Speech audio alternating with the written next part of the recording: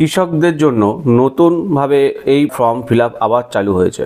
এই কৃষক ভাতা পেতে গেলে আপনাদের কিভাবে ফর্মটা ফিল আপ করতে হবে এবং এই সমস্ত ডকুমেন্টসটা নিয়ে আপনারা কোথায় গিয়ে জমা দেবেন, এছাড়া বা এই যোজনার আওতায় আসতে গেলে কি কি ক্রাইটেরিয়া বা কি কি শর্তাবলী আপনাদের পালন করতে হবে, এটাই আজকের ভিডিওর বিষয়। তাই বলো ভিডিওটা খুব গুরুত্বপূর্ণ হতে চলেছে। ভিডিওটা প্রথম থেকে শেষ অবধি দেখুন। কোনো জায়গাটা যদি মিস করেন সেক্ষেত্রে এই ফর্মটা ফিল আপ করা ভুল হবে এবং আপনাদের এই আবেদন প্রক্রিয়াটা সম্পূর্ণ হবে না। তাই বলো ভিডিওটা প্রথম থেকে শেষ অবধি দেখুন এবং চ্যানেলে যারা নতুন আছেন অবশ্যই চ্যানেলটাকে সাবস্ক্রাইব করে রাখুন। চলুন কথা বাড়াবো না, প্রথমে ফর্মটা আবেদন পত্রটা কীভাবে ফিল আপ করবেন সেটা আগে গিয়ে দেখে নিই। দেখুন প্রথমেই চলে এসেছি প্রথম পজিশনে, যেখানে রয়েছে প্রতি সহকৃষি অধিকর্তা প্রশাসন। আপনাদের যে মহকুমা সেটা এখানে বসিয়ে দেবেন। জেলা যেটা আছে আপনারা যে জেলার মধ্যে পড়েন সেই জেলাটা এখানে বসিয়ে দেবেন। এবার এখানে নিচে চলে এসেছে 1 নম্বর, যেটা আবেদনকারীর নাম, যিনি অ্যাপ্লাই করছেন তার নামটা এখানে বসিয়ে দেবেন। অ্যাজ পার ডকুমেন্টে যেটা আছেন সেটাই বসাবে, অবশ্যই ইংরেজিতে পূরণ করবেন। আচ্ছা, আবেদনকারীর বাবার নাম মানে পিতা অথবা স্বামীর নাম, যদি আবেদনকারী আবেদনের সময় পর্যন্ত দরখাস্তকারীর বয়স, এখানে আবেদন যিনি করছেন ধরুন এখন এবছর আবেদন যেহেতু করছেন আপনার বয়স এই বছর অনুযায়ী আপনার বয়স কত সেখানে বসাতে হবে। বয়সের প্রমাণপত্র হিসেবে যেটা দিচ্ছেন তার জেরক্স দেবেন এবং তার নিচে আপনার সই থাকতে হবে। শারীরিকভাবে অক্ষম বা পঙ্গু কিনা যদি কেউ এরকম থাকেন অবশ্যই হ্যাঁ লিখবেন, আর যদি না হয় অবশ্যই না লিখবেন। যদি হ্যাঁ হয় সেক্ষেত্রে তার যে একটা প্রমাণপত্র যে আইডি কার্ড থাকে সেই আইডি কার্ড জেরক্সের উপর নিয়ে সই করে এই ফর্মের সঙ্গে জমা দেবেন। এবার নিচে এসেছি 3 নম্বর পয়েন্ট যেটা আছে, এখানে আবেদনকারীর পূর্ণ ঠিকানা। তো অবশ্যই দুটো পোর্শন আছে, একটা বর্তমান ঠিকানা, স্থায়ী ঠিকানা। আপনাদের বর্তমান ঠিকানাটা এখানে গ্রামের নিচে এই গ্রামের সরাসরি গ্রাম বসাবেন, ডাকঘরে সরাসরি মানে ডাকঘর মানে হচ্ছে আপনার পোস্ট অফিস, এই সরাসরি পোস্ট অফিসের নামটা বসিয়ে দেবেন। পিনকোডের নিচে পিনকোড বসিয়ে দেবেন। থানা যেটা আছে থানা এখানে বসিয়ে দেবেন। ব্লকের নিচে ব্লক বসিয়ে দেবেন। আর জেলা বা ডিস্ট্রিক্ট যেটা আছে সেটা এখানে বসিয়ে দেবেন। এবার বর্তমান ঠিকানা তো লিখলেন, তাহলে স্থায়ী ঠিকানা যদি একই হয় সেক্ষেত্রে ডু করে দিতে পারেন। ভোটার কার্ডের নাম্বার, নিজ প্রত্যায়িত প্রমাণপত্রের কপি যুক্ত করিতে হইবে। ভোটার কার্ড আপনার যে ভোটার কার্ড যে যিনি আবেদন করছেন তার ভোটার কার্ডের নাম্বারটা এই জায়গাটা বসিয়ে দেবেন এবং তার সঙ্গে ভোটার কার্ডের জেরক্স যখন দেবেন তার উপরে আপনার সইটা করে দেবেন। আর 4 খ যেটা আছে আধার কার্ডের নাম্বার, আধার কার্ডের নাম্বার বাধ্যতামূলক নয়।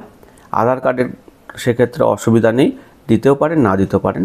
5 নম্বরে আছে অর্থনৈতিক অবস্থা, বর্তমানে নিজ মালিকাধীন জমির পরিমাণ BL&LRO আড়াই মহাশয় শংসাপত্র যুক্ত করিতে হইবে। আপনার যে পর্চা আছে সেই পর্চাটা দিলেই হয়ে যাবে। যখন যে ফার্মার অ্যাপ্লাই করছেন তার নামে যদি কোনো জমি থাকে সেক্ষেত্রে তার যে পর্চা সেই পর্চাটা এখানে দেবেন। নিজস্ব যদি হন সেক্ষেত্রে ব্লক ওই একইভাবে ব্লকের নিচে ব্লক, আপনার যে ব্লকের মধ্যে পড়ছেন জমিটা, মৌজা যে মৌজার মধ্যে পড়ছে জমিটা, জেল নাম্বার লিখে দেবেন, খতিয়ান নাম্বার লিখে দেবেন জমির, আর দাগ নাম্বারও লিখে দেবেন এবং জমির পরিমাণ টোটাল জমির পরিমাণটা কতটা আছে সেটা লিখে দেবেন। ক্ষয়ে আছে উক্ত জমি নিজ হাতে চাষ করিতেন কিনা, যদি করে থাকেন সেই জমি নিজে হাতে চাষ তাহলে হ্যাঁ করবেন, যদি না করে থাকেন না। বর্তমানে চাষ করেন কিনা, যদি করে থাকেন হ্যাঁ করবেন আর যদি না করে থাকেন না। মূলত এটা বয়স্ক মানুষদের জন্য, তাই অনেকে চাষ নাও করে থাকতে পারেন, সেক্ষেত্রে শুধু হ্যাঁ করে দেবেন না, নাও করতে পারেন, আপনি কাউকে দিয়েও চাষ করাতে পারেন। অতএব আপনাদের যেটা সঠিক সেটাই দেওয়ার চেষ্টা করবেন। বর্তমানে নিজের কোনো আয় আছে কিনা, থাকিলে তাহার বিবরণ দেবেন।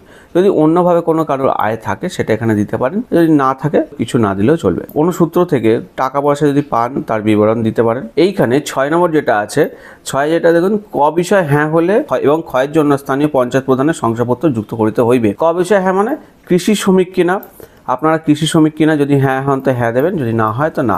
এবার যদি হ্যাঁ হন সেক্ষেত্রে যিনি অ্যাপ্লাই করছেন কতদিন পশ্চিমবঙ্গে আছেন সেটা এখানে লিখবেন এবং স্থানীয় পঞ্চায়েত প্রধানের শংসাপত্র একটা নিয়ে আসতে হবে, যেটা এই ফর্মের সঙ্গে দিতে হবে। এরপর একটু নিচে চলে গেলে আমরা দেখতে পাবো 7 নম্বর পয়েন্ট এবার চলে এসেছি, তপশিলিভুক্ত জাতি উপজাতি কিনা, যদি হ্যাঁ হয় তো হ্যাঁ করবেন, আর যদি না হয় সেটা না টিক দেবেন। সার্টিফিকেটের জেরক্সের উপরে নিয়ে সই করা জেরক্স ফর্মের সঙ্গে জমা দিতে হবে। এবার নিচে দেখুন লেখা রয়েছে রাজ্য, কেন্দ্র সরকার, স্থানীয় প্রশাসন বা সরকার পোষিত কোনো সংস্থা থেকে অন্য কোনো ভাতা পাচ্ছেন কিনা। যদি অন্য কোনো ভাতা পেয়ে থাকেন সেক্ষেত্রে আপনারা হ্যাঁতে ক্লিক করবেন, যদি না পেয়ে থাকেন সেক্ষেত্রে নাতে ক্লিক করলেও চলবে। এখানে একটা ডিক্লারেশন আছে, এত দ্বারা আমি অঙ্গীকার করিতেছি যে উপরোক্ত তথ্যাদি সত্য এবং আমার এমন কোনো আত্মীয় নাই যাহার উপর আমি ভরণ পোষণের প্রত্যাশা কি, উপরোক্ত তথ্যাদি প্রমাণপত্র এবং শংসাপত্র ভুল প্রমাণিত হলে আমাদের এই আবেদনপত্র বাতিল বলিয়া গণ্য হবে। এখানে স্বাক্ষর কে করবে? স্বাক্ষরকারীর শনাক্তকারীর স্বাক্ষর ও পদমর্যাদা, মানে এটা যেখানে জমা দেবে, যেমন প্রধান সই করতে পারেন, গ্রাম পঞ্চায়েত অথবা সভাপতি সই করতে পারেন, পঞ্চায়েত সমিতি দিতে পারেন এবং তার সিলমোহরটা এখানে দিতে পারেন। এখানে হচ্ছে যিনি অ্যাপ্লাই করছেন তার সইটা এইখানটা হবে। এবার নিচে চলে যাচ্ছে 2 নম্বর পেজ যেটা আছে। আপনারা ফর্মটা, আমি বলে দিচ্ছি, ফর্মটা এই ভিডিওর মধ্যেই পেয়ে যাবেন। কীভাবে পাবেন আমি দেখিয়ে দেবো, বারবার করে বলছি, ওতে ভিডিওটা প্রথম থেকে শেষ অবধি দেখুন, আপনারা ঠিক পেয়ে যাবেন। আমি ডেসক্রিপশনে লিঙ্ক দেবো না, কারণ লিঙ্কটা সঠিকভাবে পাওয়া যাচ্ছে না, তাই জন্য ডেসক্রিপশনে লিঙ্ক দিচ্ছি না। আপনারা পারলে নেটে সার্চ করলেও পেয়ে যাবেন অবশ্য। এত দ্বারা জানানো যাইতেছে শ্রী অথবা শ্রীমত্তা যিনি অ্যাপ্লাই করছেন তার নাম দেবেন এখানে স্বামীর নাম বা পিতার নাম দিয়ে দেবেন।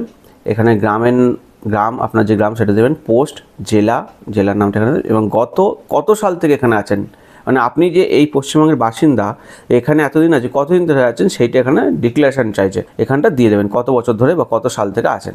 তিনি যে একজন কৃষক এবং ভূমিহীন ক্ষেত মজুর, তাদের নিজস্ব জমি আছে তারাও দিতে পারেন, অথবা ভূমিহীন ক্ষেত মজুরও, এবং যারা ভাগ চাষি করে তারাও করতে পারেন। তাহার এমন কোনো আত্মীয় নাই যাহার তাহাকে ভরণ পোষণে সাহায্য করেন, তাহাকে আমি ব্যক্তিগতভাবে চিনি এবং তিনি এই পঞ্চায়েত হইতে কোনো সরকারি ভাতা পান না। মনে করেন আপনার পঞ্চায়েত অফিসে জমা দিচ্ছেন, তাহলে পঞ্চায়েত অফিস থেকে করে দেয়, ব্লক থেকে করে দেয়, অথবা আপনি নিজে করে নিয়ে গেলেও কোনো অসুবিধা নেই। এখানে একটা ডিক্লারেশন, এটা BL অ্যান্ড LRO বা রেভিনিউ অফিসার অথবা রেভিনিউ ইন্সপেক্টর, এটা দেখবো একই লিখতে হবে। আপনার নাম, বাবার নাম, ঠিকানা এখানে লিখিয়ে যাবে। তার নিচে এখানে হচ্ছে ব্লক উন্নয়ন আধিকারিক, এখানে তার সই এবং সিলমোহর পড়বে, এবং তার ক্ষেত্রেও একই জিনিসটাই লিখতে হবে। পঞ্চায়েত সমিতির সভাপতি যিনি আছেন তিনি সই করবেন এখানে, তার ক্ষেত্রে একই জিনিস লিখতে হবে। এইবার তদন্তকারী আধিকারিকের রিপোর্ট, আবেদনপত্রে বর্ণিত তথ্যাদি সত্যায়ন করিলাম। এটা হচ্ছে যিনি তদন্ত করছেন, মানে ভেরিফাই যিনি করছেন, সই এখানে থাকবে এবং তিনি এইখানটা দেখে নেবেন, আপনার এটা করতে লাগবে না। ভিডিওটা অনেক বড় হয়েছে বুঝতে পারছি, এটা হচ্ছে আমরা ফর্ম ফিল আপ করবো।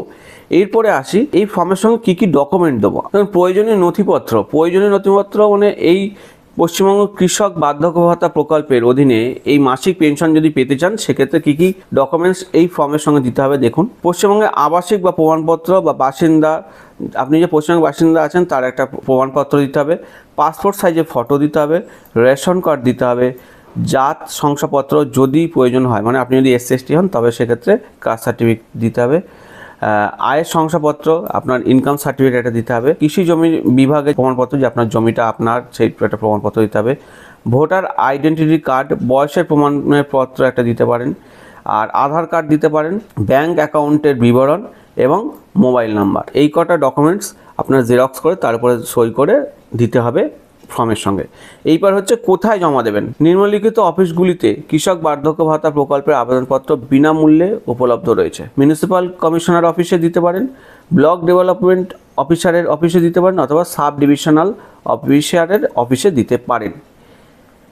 কৃষক বার্ধক্য ভাতা আবেদনপত্রটি সংগ্রহ করুন। যথাযথ একটি ফর্ম পূরণ করতে হবে, তারপর আবেদনপত্রের সঙ্গে প্রয়োজনীয় সমস্ত নথিপত্রগুলো সংযুক্ত করতে হবে, যেগুলো আমি বললাম।